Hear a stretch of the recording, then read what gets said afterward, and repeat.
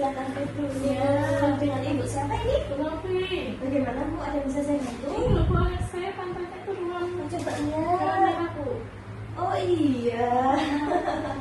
Baiklah, nanti saya akan menjelaskan itu kenapa bisa kayak gitu ya Bu ya. Sebelumnya perkenalkan dulu dengan Bu Danieli, kebetulan saya berjaga pada pagi hari ini. Nanti saya akan menjelaskan tentang masalah yang terjadi pada adik. Nanti waktunya kurang lebih 10 menit. Apakah bersedia? Oke, saya cuci tangan dulu ya.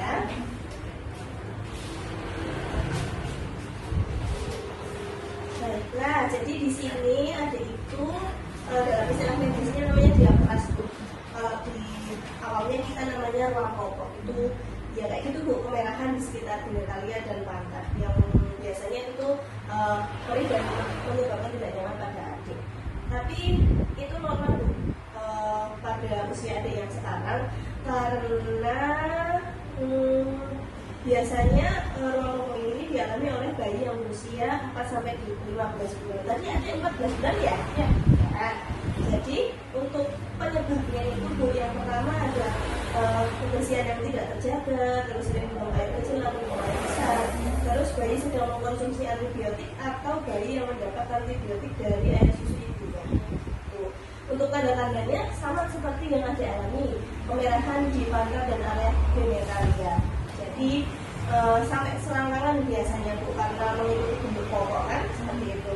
Nah, untuk penata laksanaannya itu yang pertama harus ganti pokok sesering mungkin, jangan sampai dinanti-nanti karena kita akan menimbulkan kelembaban dan tumbuhnya kuman. Terus yang kedua, nggak boleh pakai tisu basah karena tisu basah itu tuh biasanya mengandung alkohol ya Bu ya, jadi nggak baik untuk adik bayi.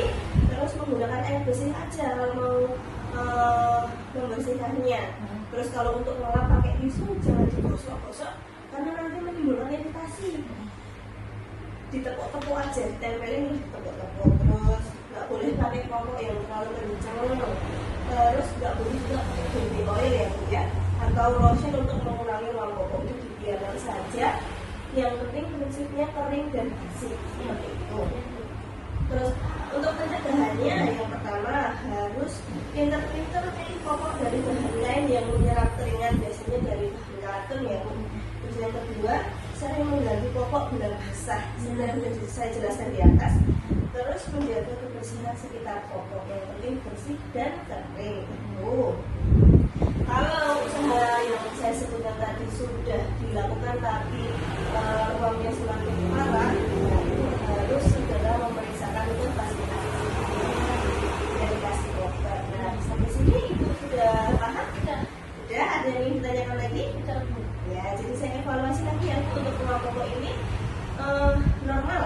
Harus kita yang sebagai orang tua yang harus lebih memperhatikan untuk